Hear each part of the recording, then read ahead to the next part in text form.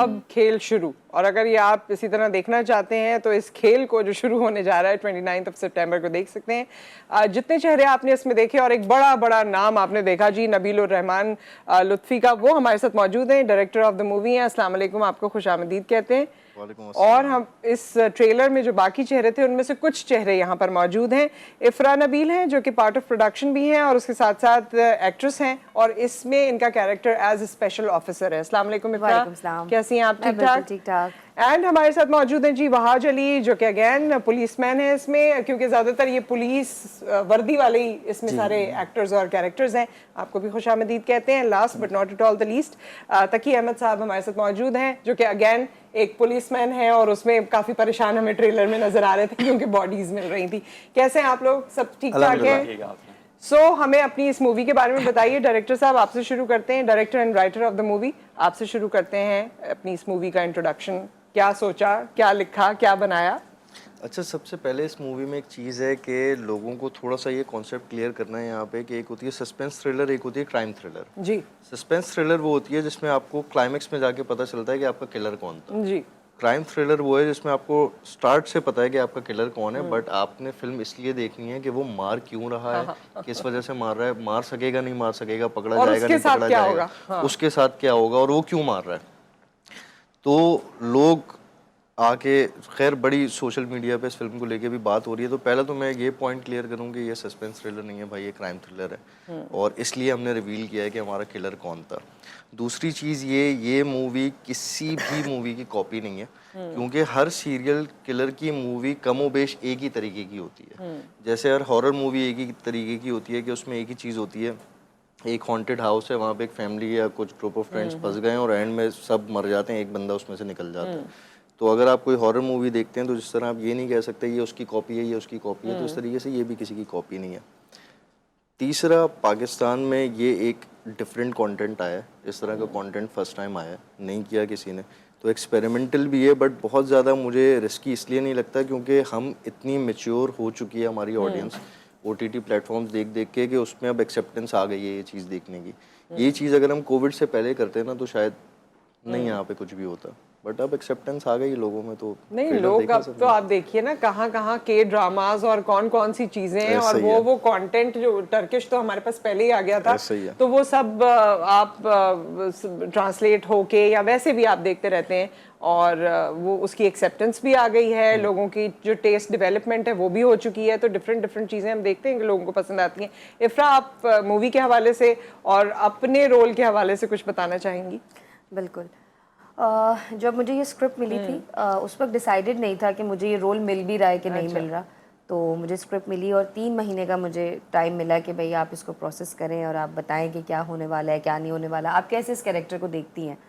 तो I took 3 years और reading sessions and 3 months and characterization and everything. उसके बाद फिर मैं ऑडिशन के लिए गई अपने ही ऑफिस में, तो मैंने 3 दफ़ा ऑडिशन दिया और तीसरे टाइम मुझे पता चला कि हाँ ये कैरेक्टर मुझे मिल रहा है। ये कैरेक्टर मेरे लिए थोड़ा सा डिफ़िकल्ट इसलिए था कि ये एक ऐसी चीज़ है कि हम नॉर्मल लाइफ में अल्लाह ना करे कि कोई एक्सपीरियंस करे भी, हम वैसे भी एक्सपीरियंस नहीं करते, बट सिर्फ इस कैरेक्टर को बनाने के लिए I visited police station, I spoke to lot of people कि हमारे यहाँ कैसे जब हमारी जो ख़वातीन इस इदारे में काम करती हैं कैसा उनका बिहेवियर होता है, वो किस तरीके से बात करती हैं, उनका क्या विजन होता है, वो क्या सोचती हैं, या इस तरह के जो आते हैं उनके पास केसेस उसे वो कैसे डील करती हैं, उनका रिएक्शन क्या होता है, और वो फिर अपनी नॉर्मल लाइफ में भी कैसे रहती हैं।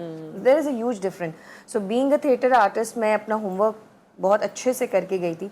थोड़े से चैलेंजेस थे ऑब्वियसली, इसमें काफ़ी सारे सीक्वेंस इस तरह के हैं, लेकिन overall it was a good experience. Let's see अब आपको क्या रिस्पॉन्स आता है। अच्छा, उस वक्त आपको कैरेक्टर प्ले करते वक्त कुछ वो फीलिंग हुई पुलिस वाली जैसी, और वो जो अंदर से एक फीलिंग होती है ना थानेदार टाइप? नहीं, हाँ कैरेक्टर के लिए इट वाज लाइक दैट। और एक छोटा सा प्रेशर ये कर देखें, तकी काम कर रहे हैं, सलीम भाई हैं और फिर टीपू भाई भी, तो 3 people who had a lot of experience in one frame।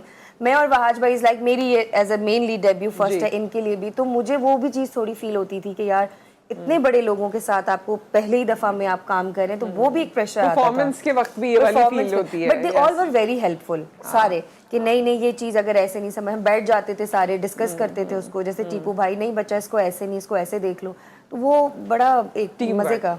जी, सो ताकि आप बताइए आपका एक्सपीरियंस कैसा रहा और ये मूवी कितनी आपको डिफरेंट लगी परफॉर्म करके, क्योंकि आपने माशाल्लाह बहुत सारा काम किया है।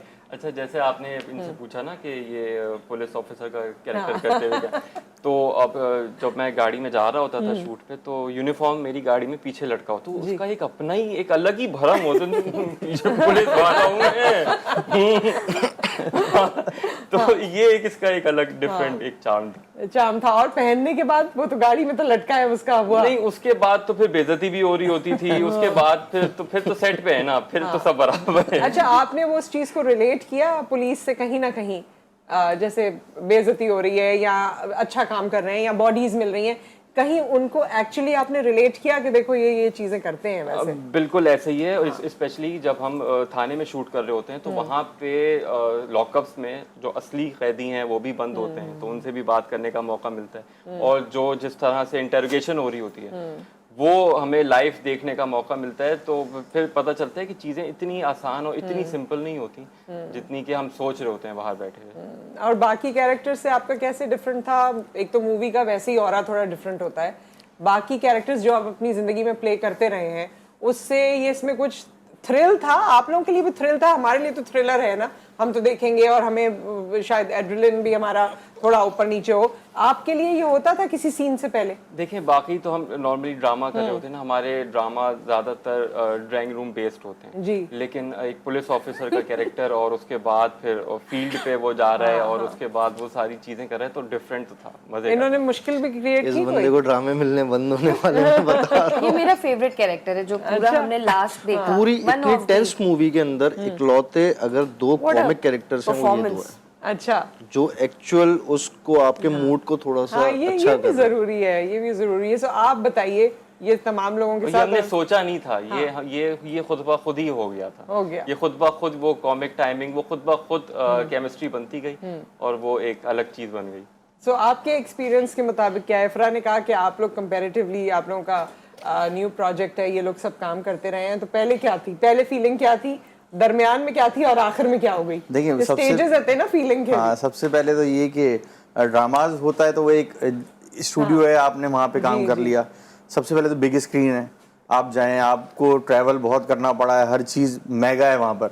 अच्छा, फिर ये है कि मेरे लिए तो फर्स्ट एक्सपीरियंस था इतने बड़े बड़े जो हैं नामवर आर्टिस्ट हैं उनके साथ काम करना, तो इट वाज लाइक कि सबसे पहले तो जब उनको सामने फेस टू फेस देख रहा था, तो सलीम भाई की जो एक्टिंग है वो तो इतनी थी कि मुझे थोड़े देर बाद समझ में आया कि ये एक्टिंग कर रहे हैं सीरियसली। और एक सीन के अंदर तो वो नबील जो है वो मुझे कुछ इशारा कर रहा था किसी काम के लिए और मैं नबील को बोला था तो वो मुझे पता नहीं चला था कि हम सीन में हैं। तो बहुत ही पहला अच्छा शॉट जो सलीम भाई के साथ था, पता नहीं क्यों इसकी आंखों में से आंसू निकलना शुरू हो गए थे। मैं कह रहा हूँ ये सीन की ये क्यों रो क्यों रहा है? नहीं, that was not the first scene. Second scene के अंदर ये था, मैं इतना कैरेक्टर के अंदर था उस सीन के अंदर, हाँ इमोशनल हो गया था मैं थोड़ा। तो अच्छा, मुझे नहीं पता कि एक दफा कट हुआ, दूसरी बार कट हुआ, तीसरी बार मुझे समझ ही नहीं आ रहा, फिर ये लोग हंसने लगे, तो फिर वहीं से स्टार्ट, तो मुझे बड़ा मुश्किल लगता था वो करना। तो फिर टाइम परफॉर्मेंस हो गई। हाँ, लाइव टाइम परफॉर्मेंस। तो इन्होंने बोला यार वो तुमने जो पहला एक्ट किया तो पहले सलीम भाई हंस गए, तो मुझे लगा यार इतना बड़ा एक्टर है, मुझे देख के हंस रहा है, पता नहीं कोई भंड कर रहा हूँ मैं। फिर वहीं से स्टार्ट हुआ पूरा एक झगड़ा है पूरा। फिर दूसरी बार, फिर तीसरी बार भी हो गया। तीसरी बार मेरे आंसू कंपैरेटिवली कम निकले, लेकिन वो आंखें लाल नहीं मेरी, सूख गए ना, निकल के इन लोगों ने इतना उसको फन क्रिएट किया। हाँ, तो फिर बाद में इन्होंने बताया आंसू ही हैं जो रंग लाएंगे। हाँ जी। सो एज डायरेक्टर किसने आपको, अब ये खैर सामने बंदा नहीं बोलता लेकिन बोल दें, बताएं, मैं बोल देते हैं, तो किसने, किसी ने टफ टाइम दिया? Tough time in any sense कि मतलब खाना जो है वो बहुत पर्टिकुलर है, या टाइम पर आना थोड़ा मुश्किल है, सुबह उठना मुश्किल है? खाने का तो शिकायत बता दें। इसमें सारे के सारे एक्टर्स की मैं बात कर रहा हूँ, कोई एक बंदा भी ऐसा नहीं जो लेट आता हो सेट पे। हमने 16 घंटे 18 घंटे भी शूट किया जिस दिन, कोई एक बंदा ऐसा नहीं कि जो पूछ भी ले आगे झूठे मुंह के यार कब पैकअप होगा, कब हम जाएंगे घर। मतलब इनके डेडिकेशन लेवल ये थे सबके, इवन सलीम भाई और टीपू भाई के भी। और किसी को किसी चीज से कोई शिकायत नहीं, हम जिस तरीके से शूट कर रहे हैं, जैसे कर रहे हैं, खाना है नहीं है, वैनिटी है, अच्छा, खाना है या नहीं है?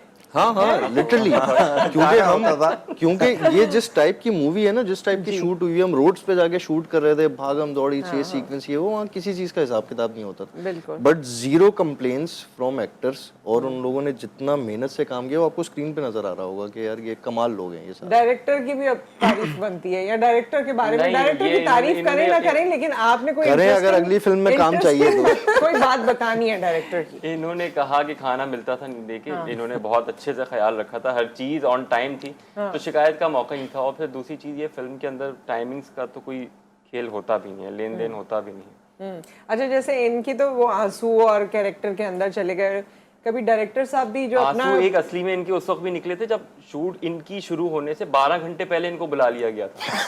That was a funny part. Director साहब की कोई बात बताएं ना। यही तो है शिकायत, यही तो कि मेरी 12 तो घंटे है। पहले इन्होंने ये बेवकूफ बना के बुला लिया। मुझे एक शॉट लेना था जिसमें कंटिन्यूटी में मेरे जहन से निकल गया, इसकी गाड़ी यूज हो गई थी, इसकी पर्सनल गाड़ी।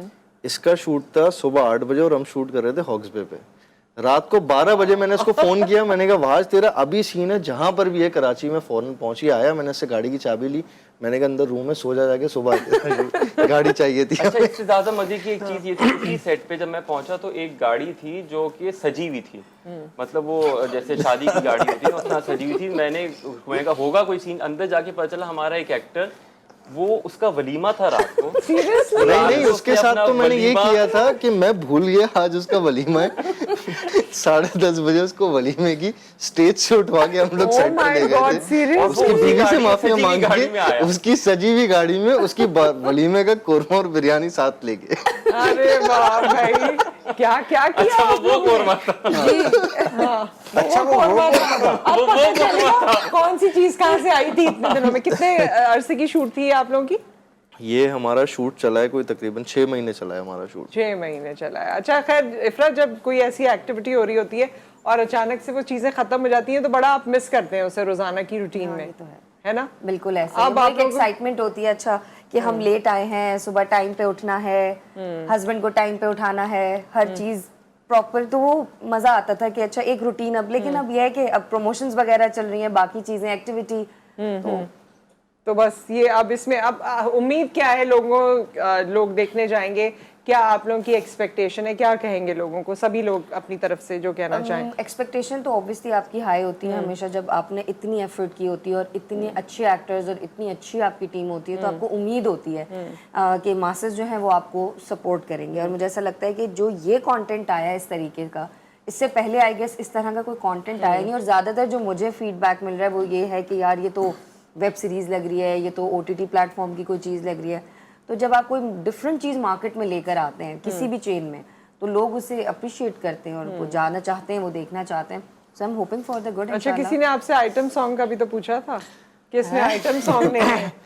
हमारे ना एक माइंडसेट बन गया है कि जब तक आइटम सॉन्ग नहीं होगा, जब तक पिंक दुपट्टे में से स्लो मोशन में एक हीरोइन आपकी निकलती हुई नहीं आएगी, आपकी फिल्म पूरी नहीं होगी। तो हम ट्रेलर लॉन्च हो रहा था हमारी फिल्म का, और उसके बाद हमारा जब वहाँ क्वेश्चन आंसर सेशन हुआ तो बैठे हुए थे बहुत सारे टीवी चैनल्स, नाम नहीं ले रहा मैं उनका, तो उसमें से एक भाई साहब जर्नलिस्ट हाथ उठाते हैं, माइक लेके कहते हैं सर आपकी फिल्म का ट्रेलर बहुत अच्छा है लेकिन इसमें आइटम सॉन्ग का है। तो मुझे उस वक्त नहीं लिटरली समझ में आया कि मैं इनको जवाब नहीं दूं। Item song. यार वो जो लड़की थी वो टर्की भाग गई। नहीं, और हर मूवी में मतलब मुझे नहीं समझ आता कि ये क्या क्राइटेरिया है देखें, मैं आपको इसमें एक फिर हम चीज- वही मूवी नहीं देखना चाहते और फिर हम वही चीज कहते हैं कि वेब सीरीज अगर आप देखें OTT प्लेटफॉर्म्स की तो उसमें गालम गलोच होती है, बट वो जहाँ देनी चाहिए गाली वो वहीं देते हैं। ऐसा नहीं है वो जबरदस्ती वहाँ पे गाली दे रहे होते हैं, क्योंकि एक ट्रेंड सेट हो गया वेब सीरीज में जब तक गाली नहीं होगी नहीं। इसी तरह आइटम सॉन्ग भी कहीं कहीं वाकई स्पेस होता है आपका कि यार यहाँ पे तो होना ही चाहिए, बट उसका ये मतलब नहीं है कि आप हर फिल्म में हर जगह डाल दें, आप स्टैंडर्ड बना दें उसको कि जब तक ये नहीं होगा फिल्म आपकी पूरी नहीं होगी। क्या एक्सपेक्टेशन है, या लोगों को क्या कहना चाहेंगे, रिश्तेदारों को क्या कहना चाहेंगे, ये बता। रिश्तेदारों को तो कहने की जरूरत नहीं है, वो अभी से हिट है मूवी। वो सब लोग अभी मॉर्निंग शो लगा के बैठे होंगे। तो ये है कि अच्छी मूवी है, डिफरेंट स्टोरी है और बहुत कम इस लेवल पे जाके, और जो डायरेक्शन है नबील की, इसमें कोई शक नहीं कि बहुत मतलब क्लास है। और वैसे भी ट्रेलर से आपको आइडिया हो रहा होगा, तो अच्छी है, लोगों को ट्राई करना चाहिए। डेफिनेटली लोग ट्राई करेंगे और इंशाल्लाह ताला उम्मीदें अच्छी हैं, कामयाब होंगे इंशाल्लाह। इंशाल्लाह। जी, एक्सपेक्टेशन यही है कि जो मूवी देखने आएगा ये गारंटी है कि उसको तो बहुत अच्छी लगेगी। अब ये डिपेंड करता है वो आए तो सही। ताकि वैसे ही बोल दें वाकई। नहीं, ये जो तमिल मूवी वाला जो आप बताते हैं, प्लीज जाते वो बताते हैं दादा वाला, बहुत अच्छा करते हैं। वही कि हमारी मूवी में वो सारी चीजें नहीं है कि आपका फ्रेम खुलेगा और एक लड़की घाघरा को लेके वो वाला शॉट, ये वाले शॉट्स हमारी फिल्म के अंदर नहीं है।